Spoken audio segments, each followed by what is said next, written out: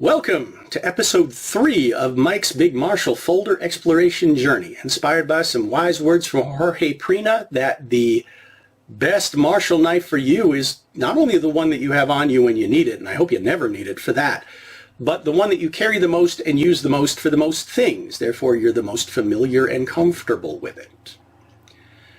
We started by looking at 4 knives in the Cold Steel Voyager series, comparing the large and XL sizes of the clip point and the drop point, and those knives meet that criteria.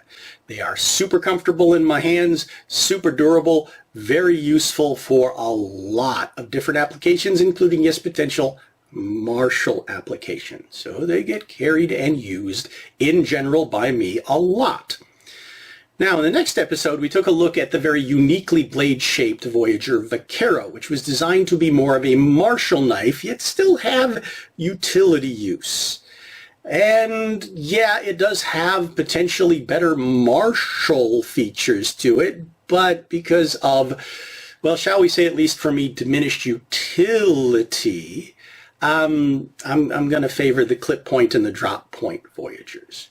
But in that episode, we spoiled where we're going next. It is time to talk about the Cold Steel Espada series, starting with the large size G10 model. And yeah, we're also going to be talking about the XLs, but let's start by talking about the large, which is actually the small one when you think about it. Because when we talk about that criteria of what makes the best Marshall knife in terms of also making the best utility and carry knife, spoiler alert, this one is one of my favorites.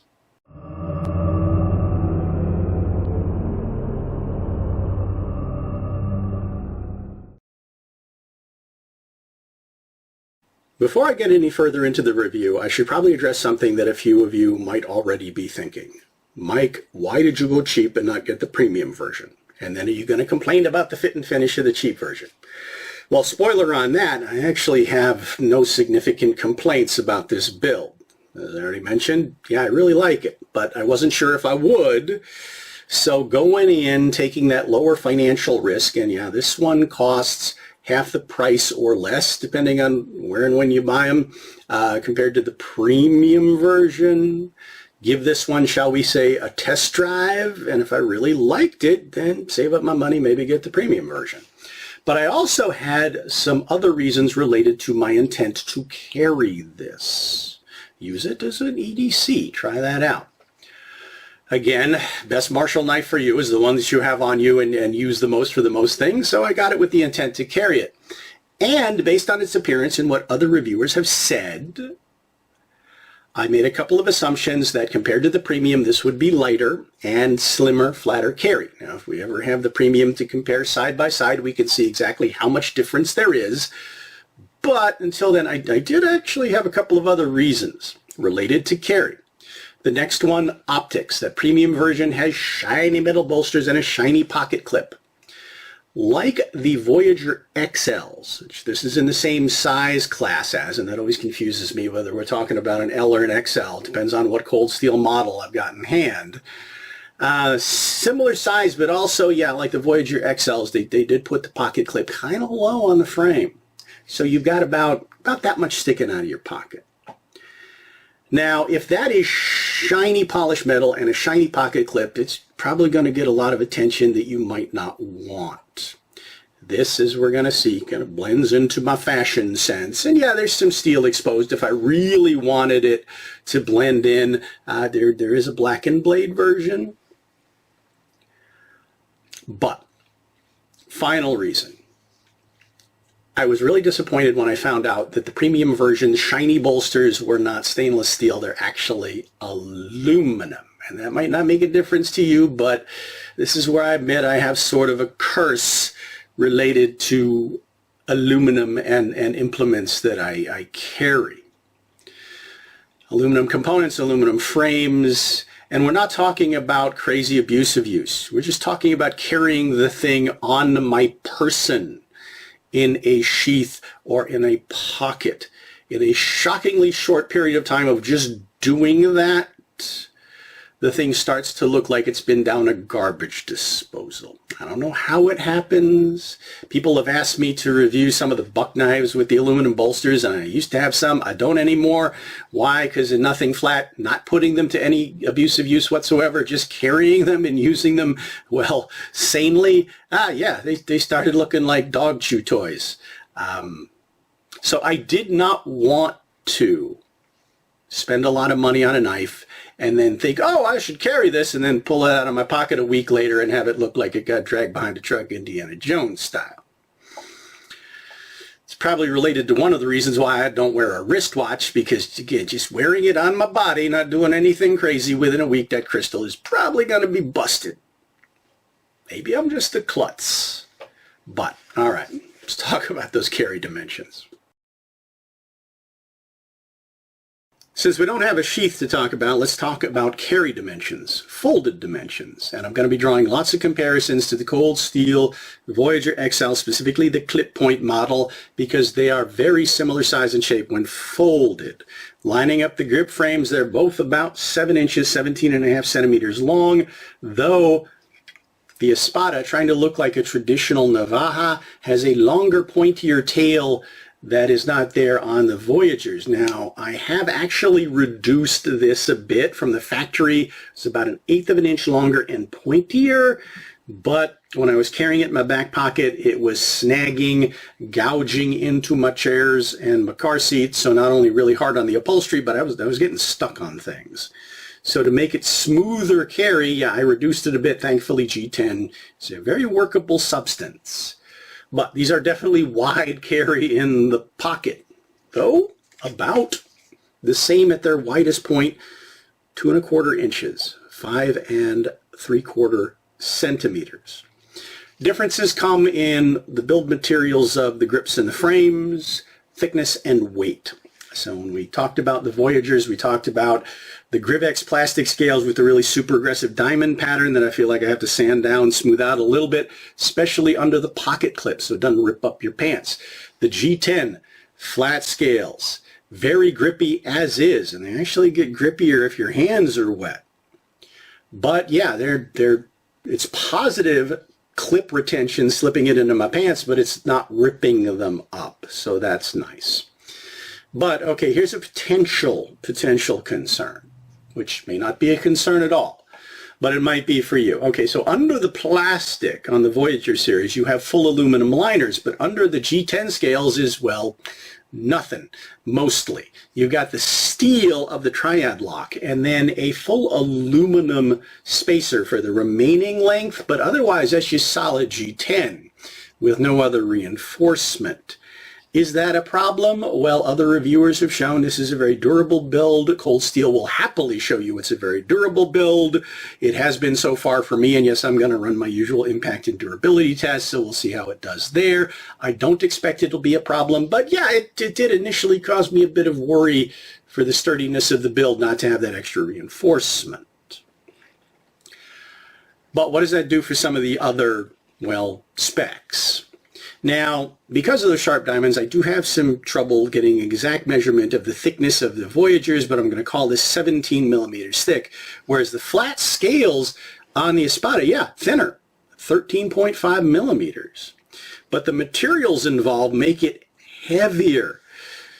This Voyager weighs 7.5 ounces, 212 grams and change, really light. For a knife of this size, pretty much disappears in the pocket that way. Don't really feel like I'm carrying it.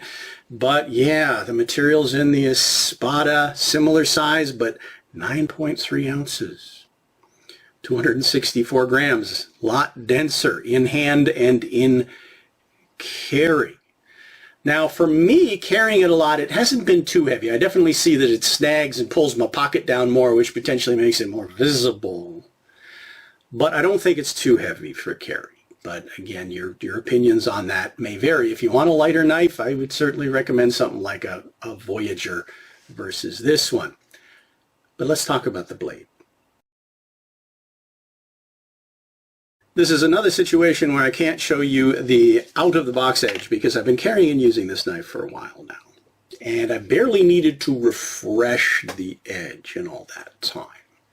So like the Voyager series, you got an AUS 10A steel blade on this, which my test files are saying somewhere above 60 HRC. In this case, we're talking about a flat saber grind with a pretty keen secondary edge bevel, has a really nice belly to it, and love that clip point. So yeah, geometry of blade is wonderful, at least, you know, in terms of what I prefer. But yeah, it's really, really thin and slicey. No question at all. Passes through even thick resistant materials like wood, and here's some triple wall thick cardboard. Yeah, no problems whatsoever. Cut up a lot of cardboard and packaging, uses to a lot of food prep, a very, very useful knife. Carving, well, we're going to roll in our impact and durability tests, but okay, just like the other triad lock cold steel knives that we're looking at, I don't anticipate any problems with my normal battery of impact and durability tests. Yeah, these knives are going to laugh at those tests. So mostly it's going to be about, okay, how they perform and how they feel in hand, and translate that impact back into me. Comfort of grip, security of grip, things like that. But, all right, dimensions, very similar to the Voyager XLs in terms of you're getting a 5.5 inch, 14 centimeter blade that is 1 5/8 inch, 4 centimeters wide as its widest point. Like the XL Voyagers, about 3.75 millimeters thick at the spine. Came with, just like the Voyager's, stonewash finish, which between all the use I put it to and cleaning it and, yeah, doing a little polishing, most of that's gone now to a satin finish. And there's a little bit of staining because some of the things I've been cutting are, well, kind of corrosive, including, well, certain kinds of food. I think it's given it a little character and makes it look a little older than it actually is, but yeah. Other things about the build, though. Similar advantages in the design to the Voyagers, but kind of maximized in certain ways. For instance, yeah, I can grip up nice and high, putting my index finger on this flat part of the grip. And in this case, I have the shelf of the Emerson latch to press my thumb against. I can also, you know, wrap my thumb up on the side of the blade for close work. And this is what I've been using for doing food prep and certain tasks like that, where I need good blade control. But finger groove position, like on the Voyagers, it's kind of low. So it's giving me the equivalent of another inch of blade reach if I grip it in what feels like the standard position to grip it. So now it's performing like a 6.5 inch knife.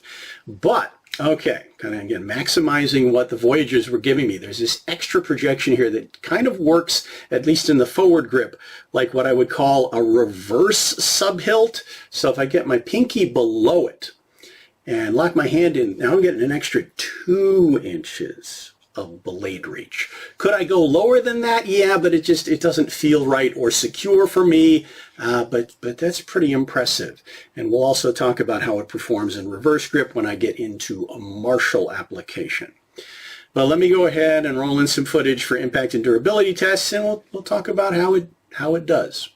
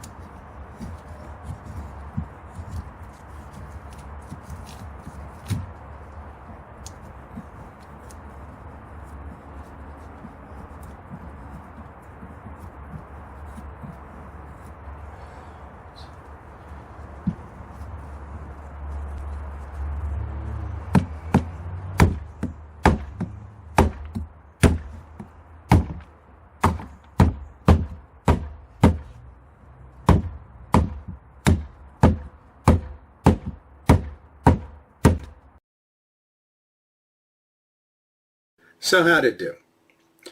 As expected, just fine. The only thing I was really worried about is how it would translate those impacts back into me, how it would feel. And I was actually surprised. I expected some discomfort given how slim and squarish that grip is.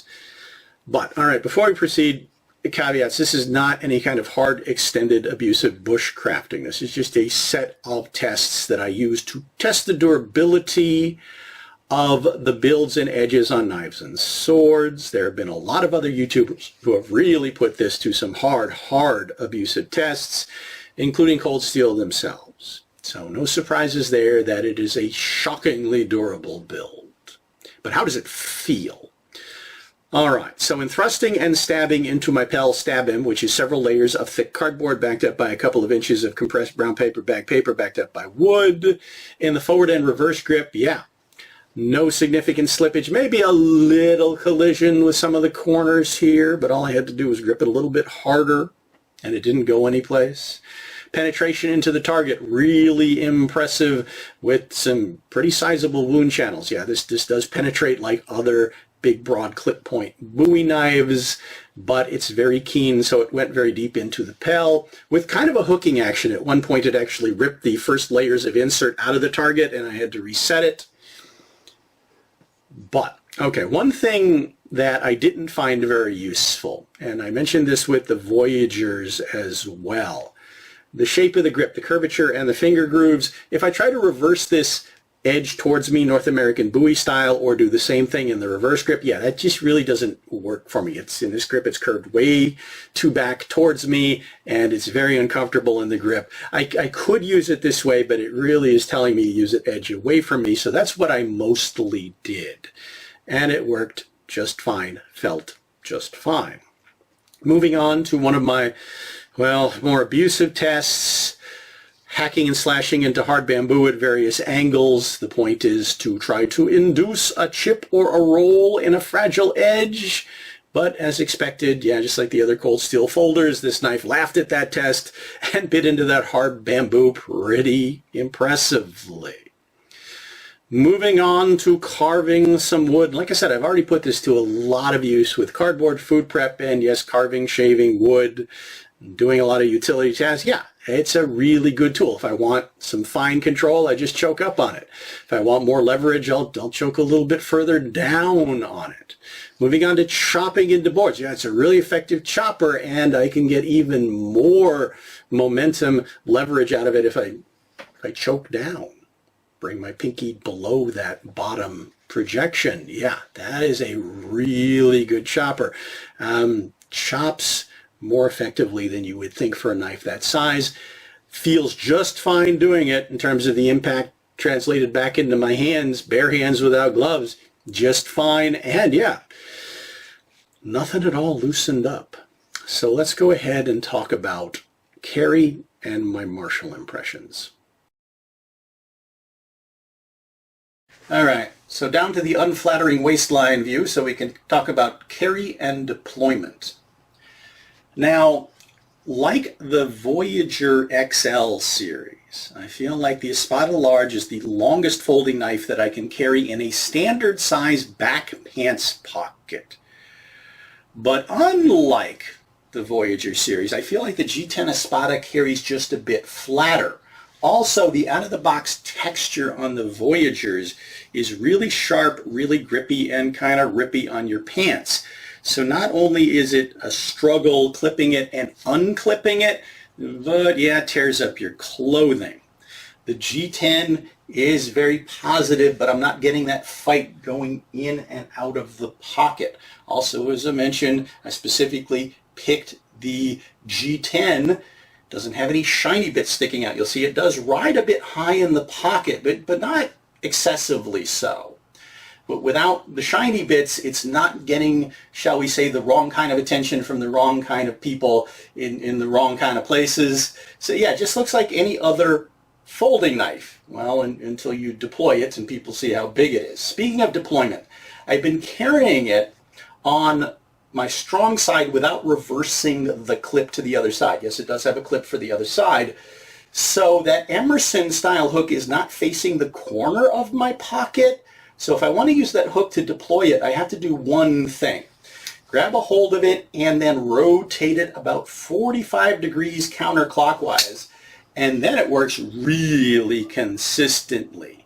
Now, over time, will that tear up my pocket? Yes, so I'm not sitting here doing this 1,000 times, being a little bit ginger with it, but yeah, when I need to deploy it that way, it absolutely works. Also gives me the option, if, well, let's say I don't need to deploy it in a hurry, and again, don't want that wrong kind of attention from the wrong people in the wrong places, I could just draw it normally without using the hook and open it, well, mostly like any other folding knife.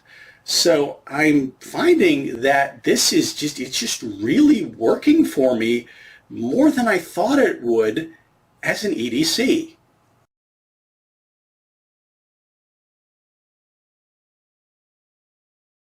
One other quick note about the Emerson hook plate versus a more conventional thumb stud, and this is probably only going to apply if you have short stubby thumbs like I do. These bigger knives, and these are similar sized knives. If I'm not using the Emerson hook, in out-of-pocket deployment, the Emerson hook is awesome. The other thing I like about it is it does give me, for close work, a really great kind of like a shelf to press against for leverage. So really liking the Emerson plate, but all right. There is a difference in the reach when it comes to, you know, how far my thumb has to go to catch that and then push it all the way around. And it's less than 1 centimeter, probably more like 1/4 of an inch. But with my stubby thumbs, it does make a difference. On this XL Voyager, that's about as far as my thumbs can comfortably go to smoothly, consistently, confidently get it open. But I do have to grip the knife pretty high to do that. That extra little bit of reach on the Emerson hook knives, yeah, that can be frustrating for me with my short thumbs. Sometimes I don't get it all the way around smoothly. That time I did, but I had to grip it really high to do that. Sometimes what happens is this. Now, the good news is there's more than enough mass in this blade to let me just flip it the rest of the way open. So I can usually get it open in, you know, one semi-smooth move, but yeah, opening it conventionally, not quite as nice as, at least for me, a standard thumb stud. So might or might not be something to consider.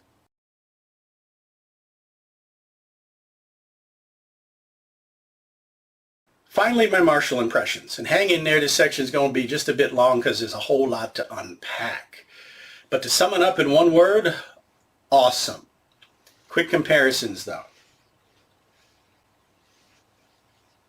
XL Voyager, clip point.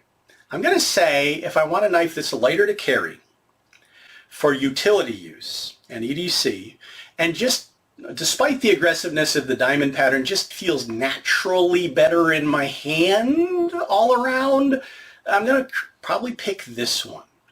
But there are definitely some things the weight and the grip shapes of this knife do for me. It has a something something, actually several something somethings we're going to talk about. But let's compare it to the Voyager Vaquero, which was specifically designed to be more effective as a Marshall tool in terms of the recurve, the big belly, and the keenness and angle of that tip.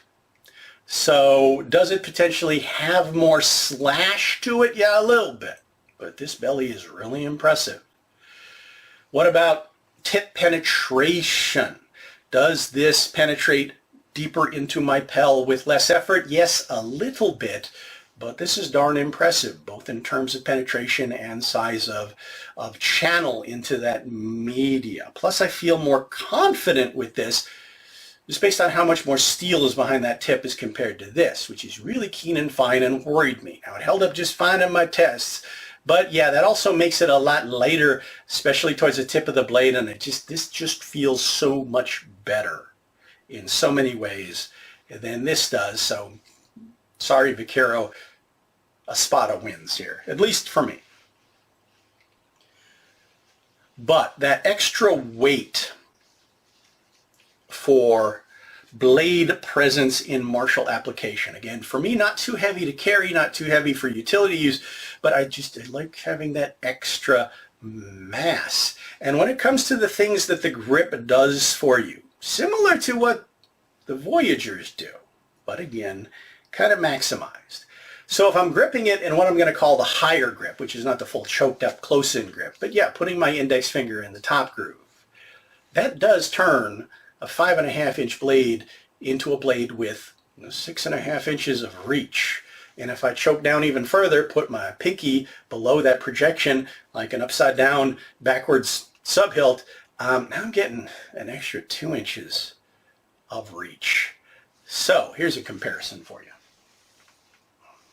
Heron Son Gold Rush, 7 3/4-inch blade.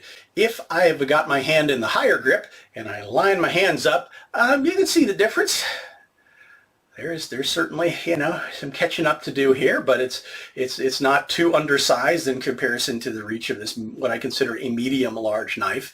But if I choke down, put my pinky on the other side of that projection, and then line my hands up, yeah, it's a whole lot closer now, right? Now, this knife has a lot more mass, and I would argue feels better in my hand with the grip and the balance, but I cannot fold this up and put it in my pocket and take it places, so it's staying home. And this one is not. It's coming with me, so there's your advantage. In the forward grip, all right. Good authority, balance, grip shape. I feel really good doing any kind of hewing cut, slash, or especially rocking it in a snap cut. Feels fantastic. And that's in the higher grip. If I shift down to that lower grip, yeah, I feel like I got more reach, a little bit more leverage. If I'm chopping something, I'm probably going to do this, but in general application, this does not feel as comfortable or as secure. So in most situations, I'm just going to default to that higher grip, and I can do that with my thumb wrapped around it or on the back saber style. Yeah, that feels wonderful. Tip geometry for thrusting and stabbing is excellent. Back of the clip point, not sharpened, but it's got enough hook to it that, yeah, I feel like I could send it around corners in a back cut, and I could be effective with that. That would work for me. Now, as mentioned, reversing blade towards me, North American Bowie style, I can do it, which changes angle of tip on target, but just between the curvature and the grooves, it doesn't feel right for me. So I'm probably not going to. Which gets us to, okay, what about mass versus length in terms of blade presence authority? Does it have enough length and mass to parry with? I'm going to say no, plus it doesn't have a guard. So your techniques are going to be more evasive in countercut, counterthrust. But does it have enough mass and length to, say, strike with the flat planazo strikes? Yeah, I can kind of get away with that. It's similar, again, to a knife of this length and size. I could get some use out of that. Striking with the spine, those kite interceptions. Yes, I could do some of that as well. Not as well as I could with a bigger knife with more length and mass, but yeah, I could make some use out of it in a knife, again, that I could just fold up and easily put in my pocket and carry comfortably. What about reverse grip? Which means we got to talk about transitions. Okay, we talked about the Voyagers and the Vaquero.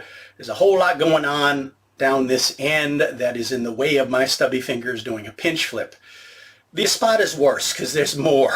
So could I use some of that for martial application? Is there any kind of impact or hooking or punching I could do with that? Yeah, think about that. That's a possibility. But it's in the way of pinch flipping. So what are my options that I have left? Well, the sane, safe option would be using two hands to transition into a reverse grip. But I'm not necessarily a sane, safe person, as if you've been watching my channel, you probably know. So what am I going to do? I'm going to finger twirl it. And it is slim enough, plus the grippiness of the G10, that feels pretty secure. So yeah, that's my old bad habit. And when I flip it over, it does settle very nicely into what I consider that higher grip with my pinky in that top groove. And there, it's great. I've got good curvature for belly slashing.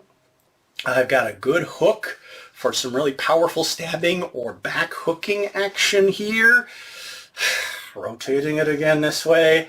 between the curvature of the grip and the finger grooves, no, you could do it if you just wound up picking the knife up this way, but I wouldn't choose to do it. Let's also talk about choice. What about, well, now using my index finger above that bottom projection like an actual upside down sub-hilt, get that extra reach. This actually feels more comfortable in my hand and my head than this does. Also, I can put my thumb up on the curvature of the back spacer for extra security, so I can make that feel actually pretty good. Gives me that extra reach, but in my application when I'm in reverse grip, I don't tend to favor a longer blade over a shorter blade. I still feel like I've got more leverage and control in what I'm going to call the higher grip. But so many possibilities.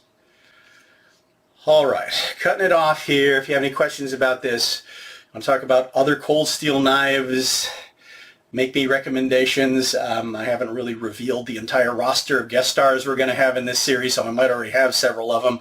I'll let you know. But this would also be where I might ask for your advice on, all right, based on how much I like this, if you have the premium version, should I invest in it? Well, too late. Yeah. So spoiler for a future episode.